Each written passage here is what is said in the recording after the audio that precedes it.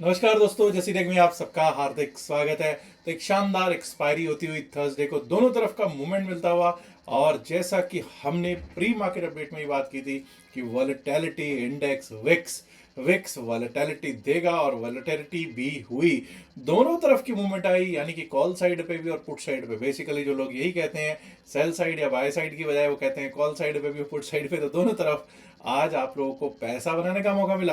और जब दोनों तरफ पैसा बनाने का मौका मिलता है ना, तो एक और चीज होती है, दोनों तरफ स्टॉप लॉसेस भी हिट होते हैं। और आज भी कुछ ऐसा ही देखने को मिला। आज का जो मार्केट था उसको प्रोपेल कर रहे थे ऊपर की ओर banking sector. Basically last and to grow और बैंकिंग सेक्टर इसको प्रोपेल करता हुआ दिखाई दिया है। अब जरा देख लेते हैं कि किस तरह से सेंसेक्स पे बातचीत हुई थी और क्या हुआ और किस तरह से चले हैं। सुबह सुबह सुबह सुबह ही क्या हो गया, ऐसा क्या हुआ भाई सुबह सुबह जो हुआ। पहली बात तो एक फ्लैट ओपनिंग होती हुई दिखाई दी। आपके सामने मैंने सेंसेक्स का चार्ट रखा है और एक फ्लैट ओपनिंग होती हुई दिखाई दी। फ्लैट ओपनिंग जब हुई, flat to a bit of opening हुई, और उसके बाद आपने देखा जब आपको फ्लैट ओपनिंग होती हुई दिखाई दी, फ्लैट ओपनिंग के बाद एकदम एक बार को गिरावट आई। हमने ये बात की थी। अब कई लोगों ने मेरे से पूछा कि साहब कल आपने जो लेवल्स दिए डाउन साइड के ना, वो बिल्कुल पास के दे दिए, जहां पे हम क्लोज हो रहे थे उससे बहुत ज्यादा दूर के नहीं थे। बिल्कुल ऐसे ही थे। और क्यों थे ऐसा, उसका कारण आपको आज समझ में आ गया होगा। 82,183 के नीचे अगर जाते हैं, 82,183 के नीचे अगर जाते हैं, क्लियर था, तो हमारे पास 81,988 82,000 का लेवल, 81,988 का लेवल एक दिख सकता है। और अगर वो भी कट जाता है 81,815, 81,815, अब 81,815 के नीचे जाता है तो 81,678। हालांकि 81,700 वाला जो पुट राइटर था उसने यहां पर कमान संभाली, और उसकी कोशिशें ऐसी थी कि वापस पिछले दिन का लो 81,815 के आसपास था, वहां से वापस अपसाइड का रुख उसने दिया।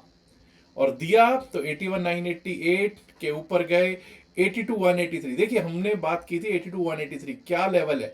82,183 पर टकरा के वापस नीचे आया है, और वापस नीचे कहां तक आया, 81,988, 81,988।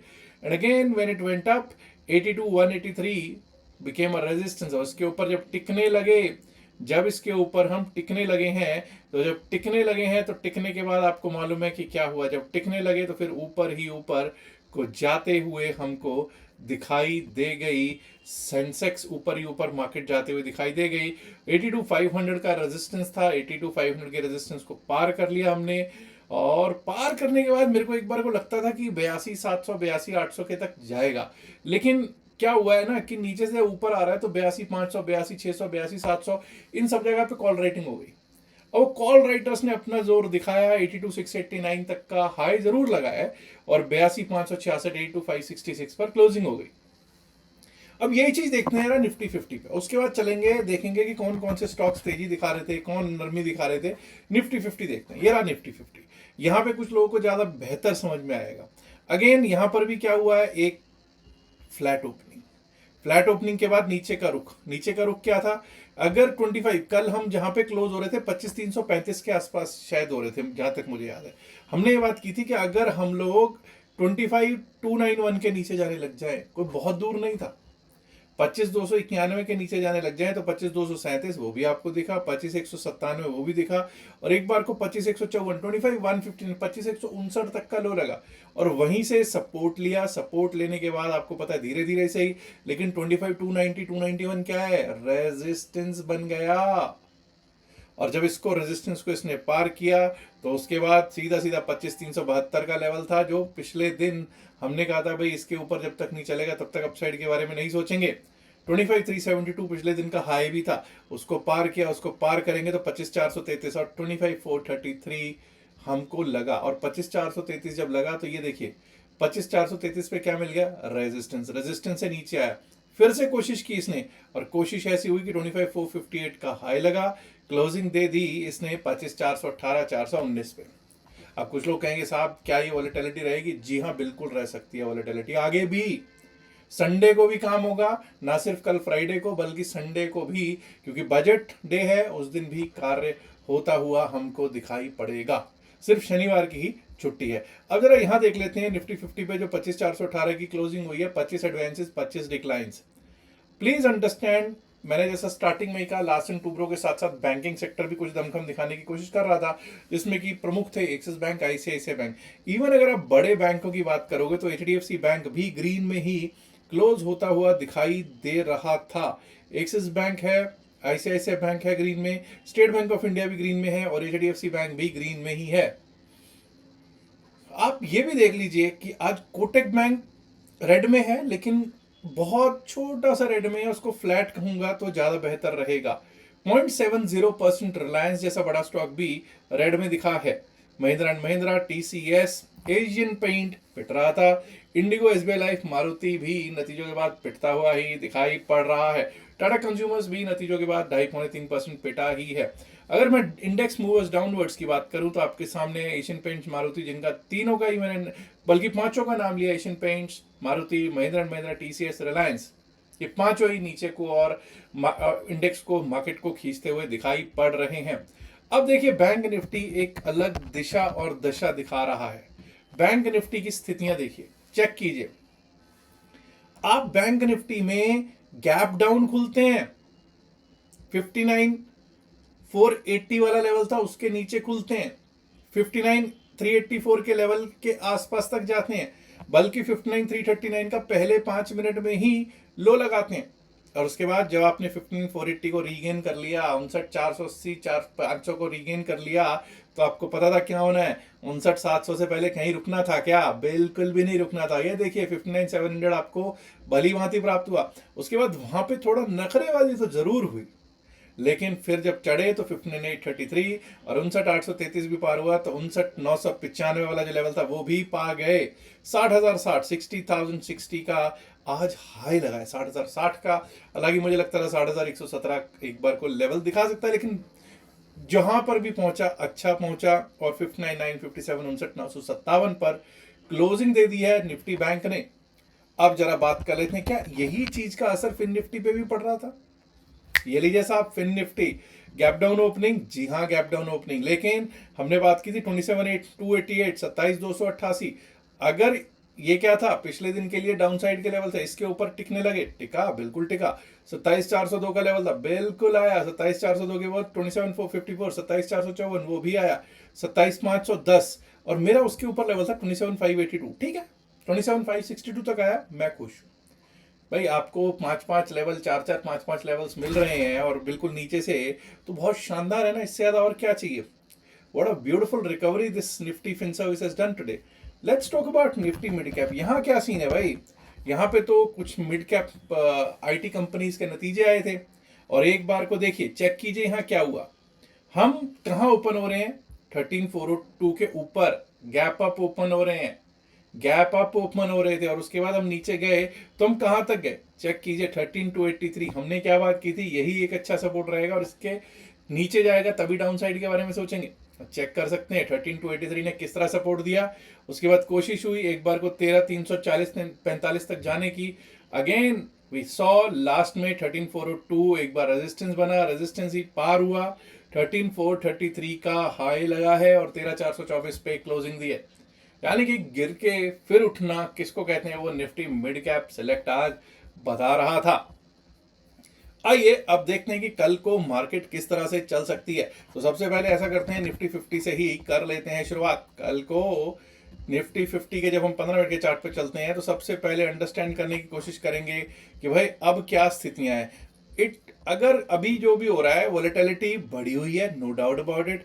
और जो वॉलेटिलिटी बढ़ी हुई है तो भाई आप समझ सकते हो कि किसी भी तरफ जाएगा तो अच्छा खासा खिसकेगा और लोगों के स्टॉप लॉसेस भी हिट होंगे। और ना सिर्फ स्टॉप लॉसेस हिट होंगे, बल्कि आप लोग ये भी जान लीजिए कि आप लोगों को पैसे भी अच्छे बनाने का मौका तो देगा मार्केट। 25,458, 25,458 जो कि आज का हाई है। जब तक हम इसके ऊपर चलते नहीं, टिकते नहीं, अपसाइड के बारे में नहीं सोचेंगे। 25,458 के ऊपर क्या लेवल्स आ सकते हैं, आइए दोस्तों देखते हैं। 25,458 के ऊपर अगर हम निकलना स्टार्ट किए तो एक बार को जो हमारे को लेवल दिख सकता है वो दिख सकता है, थोड़ा सा पीछे देखता हूं एक बार। 25,458 के ऊपर, 25,458 के ऊपर, 25,500, 502, 25,502 का लेवल और दोस्तों अगर 25,502 के ऊपर भी निकल गए तो हमारे लिए रास्ता खुल जाएगा 25,545 25,545 का। 25,545 के ऊपर लेवल है हमारा 25,592 25,592 का। और दोस्तों अगर 25,592 भी पार हुआ तो एक बार को 25,628 630 25,628 630 तक के लेवल्स अप साइड में हम देखने में सक्षम होंगे कल को। अब जरा डाउन साइड की भी बात कर लेते हैं। 25,418 पे क्लोजिंग है, बिल्कुल है जी।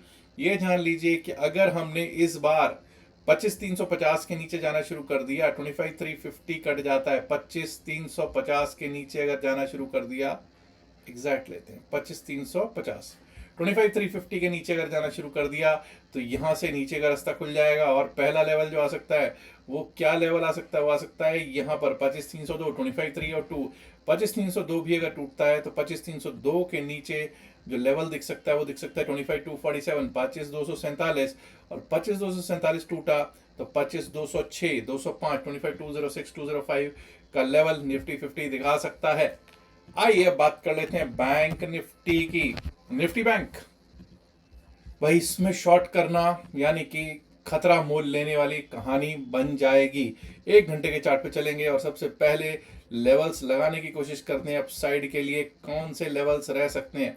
अब आपको पता है कि भाई क्या सिचुएशन है यहाँ पर शॉर्ट करना कोई समझदारी भरा काम नहीं है। 1 घंटे के चार्ट पे चलिए 60,060 जब तक हम 60,060 के ऊपर नहीं जाते हैं, 60,060 के ऊपर ही अब अपसाइड के बारे में सोचेंगे। 60,060 इज टुडेज हाई। 60,060 के ऊपर ही अपसाइड के बारे में सोचेंगे। 60,060 के ऊपर अगर चलना स्टार्ट करते हैं, टिकना स्टार्ट करते हैं तो क्या लेवल्स आते हैं। ये देखिए साहब, यहाँ से आपको लेवल लेने पड़ेंगे। ये रहा साहब 60,060 के ऊपर अगर हम चलना स्टार्ट करें तो हमारे लिए जो लेवल्स दिखने को मिल सकते हैं वो मिल सकते हैं 60,191 60,191 60,060 के ऊपर 60,191 60,191 भी अगर टूट गया तो उसके ऊपर हमको एक बार को 60,276 बहुत छोटा नहीं आएगा ये, क्योंकि ये लेवल ज्यादा कारगर रहेगा।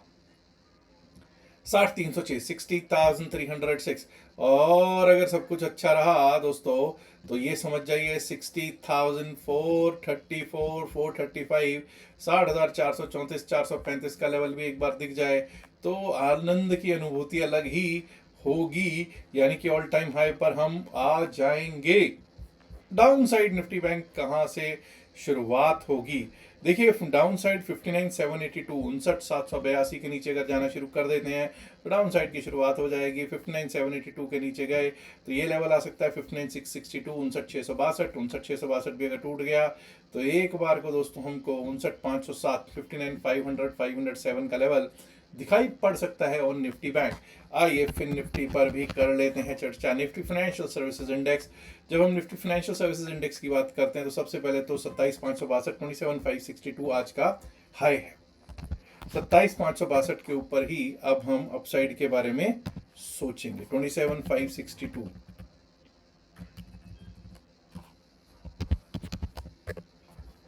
27,562 के ऊपर अगर हम निकलते हैं, टिकते हैं, तब हम अपसाइड पे कहां तक जा सकते हैं 27,620 27,620 27,620 भी अगर टूटा तो एक बार को हमको ये लेवल दिख सकता है दैट कम्स एट 27,680 683 और 27,683 के ऊपर गए तो ये समझ जाइए कि हम लोगों को 27,683 के ऊपर एक बहुत शानदार तेजी दिख सकती है। अगर 27,683 के ऊपर टिक गए ना अगर तो हम लोग फिर उस स्थिति में 27,795 यानी शॉर्ट कवरिंग मूव 27,795 तक का दिख सकता है।